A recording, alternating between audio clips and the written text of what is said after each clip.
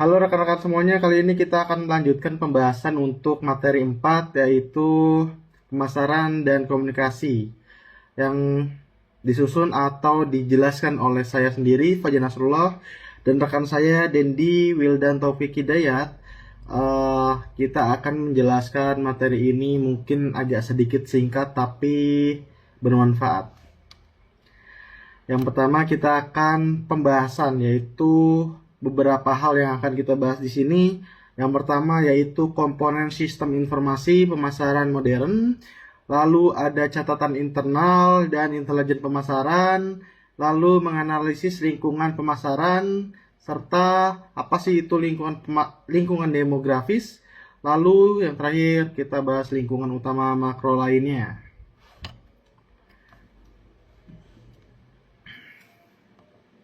Komponen sistem informasi pemasaran modern. Nah, perusahaan yang memiliki keunggulan informasi menikmati keunggulan kompetitif. Salah satu keunggulan yang akan diperoleh oleh perusahaan yaitu yang pertama, memilih pasar yang lebih baik. Jadi perusahaan dapat memilih pasar yang lebih baik daripada kompetitor. Lalu yang kedua, mengembangkan penawaran yang lebih baik. Perusahaan juga dapat mengembangkan penawaran yang lebih baik dari kompetitor.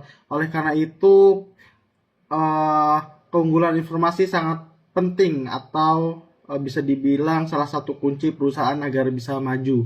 Terus merencanakan pemasaran yang lebih baik. Jadi keunggulan yang diperoleh di sini, jadi perusahaan tersebut dapat merencanakan atau pembuatan skema pemasaran yang lebih baik dari kompetitor. Sistem informasi pemasaran atau disebut dengan MIS, Marketing Information System, terdiri dari orang-orang, peralatan, dan prosedur untuk mengumpulkan, memilih, menganalisis, mengevaluasi, dan mendistribusikan informasi yang dibutuhkan tepat waktu dan akurat bagi pengambil keputusan pemasaran. Jadi, sistem informasi pemasaran ini terdiri dari orang-orang yang tentunya kompeten juga di bidangnya, teman-teman. Salah satu, misalnya contoh deh, kita sering lihat mungkin di pinggir jalan itu ada orang menyebarkan brosur. Nah, kemungkinan juga perusahaan kompetitornya itu ada yang mengambil brosur tersebut dan dipelajari.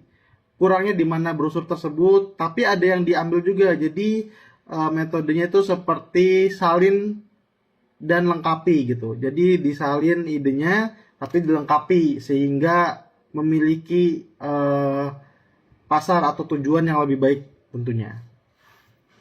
Lanjut, kita membahas catatan internal dan intelijen pemasaran. Biasanya sih dilakukan oleh manajemen pemasaran yang mengandalkan laporan internal pesanan, harga, biaya, tingkat persediaan, piutang, utang, dan seterusnya. Dengan menganalisis ini, mereka dapat menemukan berbagai peluang dan masalah penting.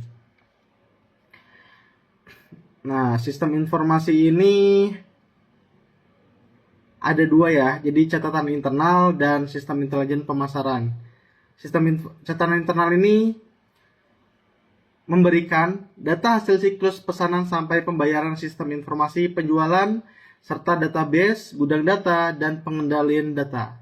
Yang kedua ada sistem intelijen pemasaran. Sistem intelijen pemasaran sendiri terdiri dari kumpulan prosedur dan sumber daya yang digunakan manajer untuk mendapatkan informasi harian tentang berbagai perkembangan dalam lingkungan pemasaran. Sumber informasinya biasanya terdiri dari tenaga penjualan, distributor, pengecer, dan perantara lain, lalu jaringan eksternal, kemudian panel penasihat pelanggan, kemudian sumber daya pemerintah, lalu pembeli atau restock dari pemasok luar yang kita bisa dibilang impor. Yang terakhir itu sistem umpan balik pelanggan online. Jadi sistem umpan balik pelanggan online ini seperti kita chat CS lah, chat customer service. Misalnya kita belanja online, beberapa perusahaan ini sudah menerapkan untuk sistem umpan balik pelanggan online karena saya sendiri pun lebih prefer ke CS sih daripada telepon, kan kita lebih ribet gitu ya. Jadi di mana perusahaan yang memudahkan akses untuk berbicara langsung dengan pihak perusahaan itu lebih bikin nyaman dari sisi customer ya teman-teman. Jadi kalau misalnya kita beli barang online, contohnya kita beli barang di situs A, kemudian kita memiliki pesanan yang bermasalah, tapi pas kita chat itu yang balas bot. Nah, di situ udah nggak respect sebenarnya. Jadi kalau misalnya saya sebagai customer, saya tidak akan mungkin kapok belanja di situs tersebut lagi karena customer service atau layanan pelanggannya itu lama atau tidak secara langsung merespon. Jadi nunggu beberapa waktu, bisa bermenit-menit bahkan berjam-jam, atau lebih parahnya 1 hari setelahnya baru dibales. Itu lebih apa ya namanya? Jadi kayak membuat kecewa customer gitu loh. Kalau misalnya perusahaan yang benar-benar memikirkan untuk sistem informasinya, dia akan menerapkan sistem pelanggan atau umpan balik pelanggan secara online. Karena itu sangat membantu di era sekarang ini, tentunya di era digitalisasi, teman-teman. Lalu untuk tenaga penjualan sendiri, misalnya tenaga penjualan itu banyak, bisa dari marketing, bisa dari maksudnya bisa dari marketing online dan marketing offline. Sales ya, penyebutannya itu sales ya, karena marketing sendiri kan eh, untuk apa namanya strategi untuk penjualan, serta sedangkan sales itu untuk melakukan penjualan seperti itu. Jadi terdiri dari tenaga penjualan yang profesional juga tentunya. Mereka memiliki strategi atas penjualan untuk barang-barang tersebut, atau barang-barang yang dimiliki oleh perusahaan tersebut, di mana biasanya strateginya itu ya dari marketing diambil untuk strategi penjualan sales begitu. Untuk materi selanjutnya mungkin akan dilanjutkan oleh rekan saya Mas Denny Taufik Hidayat. Oke, saya Dendi Wildan. Menganalisis lingkungan pemasaran. Lingkungan perlu mengenali dan merespon kebutuhan tren yang terpenuhi, yang belum terpenuhi secara menguntungkan. Untuk pemasaran harus bisa membedakan yaitu dengan 3 kategori. Yang pertama fad. Apa itu fad? Fad yaitu sesuatu yang tidak diperkirakan berumur pendek dan tanpa signifikan sosial, ekonomi, dan juga politik. Yang kedua yaitu tren, arah atau aturan kejadian yang mempunyai momentum dan durabilitas. Yang ketiga yaitu megatrend, yaitu perubahan besar dalam sosial, ekonomi, politik, dan teknologi yang lambat terbentuk dan setelah terjadi perubahan itu mempengaruhi kita untuk sementara waktu. Sekarang mengenai lingkungan demografis. Ada 2 yaitu mengenai kekuatan utama demografis, yaitu populasi sebagai pembentuk pasar. Jadi kalau mengenai lingkungan demografis ini dilihat dari populasi di lingkungan tersebut sehingga terbentuknya sebuah pasar atau market. Yang kedua yaitu sisi demografis yang diperhatikan pemasaran. Ada 4, yaitu tingkat pertumbuhan populasi, distribusi usia dan bauran etnis, tingkat pendidikan, pola rumah tangga, perubahan geografis dalam populasi. Selanjutnya yaitu mengenai lingkungan ekonomi. Lingkungan ekonomi juga ada 2 poin, yaitu mengenai lingkungan ekonomi yang akan mempengaruhi daya beli. Yang kedua yaitu yang mempengaruhi lingkungan ekonomi tersebut, yaitu mengenai distribusi pendapatan.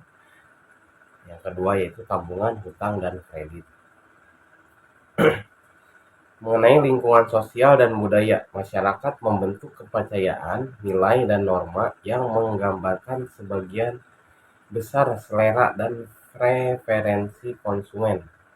Yaitu ada 3, yaitu pandangan yang mempengaruhi sosial budaya, yaitu pandangan tentang diri sendiri, orang lain, dan juga organisasi masyarakat dan alam semesta. Yang kedua yaitu keyakinan dan nilai inti sangat sulit untuk diubah, namun nilai sekunder dapat diubah. Yang ketiga, dalam setiap masyarakat terdapat subbudaya, dan kelompok yang berbagi nilai kepercayaan atau preferensi dan perilaku. Lingkungan alam. Lingkungan alam dapat diperhatikan dari perusahaan yang mampu menggabungkan antara kemakmuran dan perlindungan lingkungan, mempunyai peluang yang besar untuk sukses. Jadi perusahaan yang mampu menggabungkan antara kemakmuran dan perlindungan lingkungan itu bisa mempunyai peluang buat sukses besar. Yang kedua yaitu munculnya istilah green marketing. Selanjutnya mengenai lingkungan politik hukum. Hukum juga menciptakan peluang baru bagi bisnis tren utama dalam lingkungan politik dan hukum, yaitu mengenai peningkatan peraturan bisnis. Yang kedua mengenai pertumbuhan kelompok kepentingan khusus, yaitu selanjutnya mengenai lingkungan teknologi. Teknologi merupakan kekuatan yang membentuk kehidupan manusia. Teknologi yang baru ataupun yang lama akan menjadi penghancur ataupun peluang baru untuk manusia menjadi kreatif. Ada 4 tren teknologi. Yang pertama, kecepatan perubahan yang semakin tinggi. Yang kedua, peluang inovasi yang tak terbatas. Yang ketiga, anggaran R&D yang beragam. Yang keempat, makin banyak peraturan mengenai perubahan ekonomi.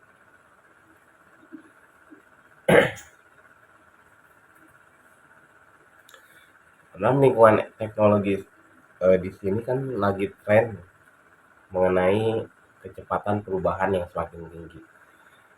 Apa itu percepatan perubahan yang semakin tinggi? Yang pertama, untuk di masa sekarang berjualan tidak harus semestinya di toko.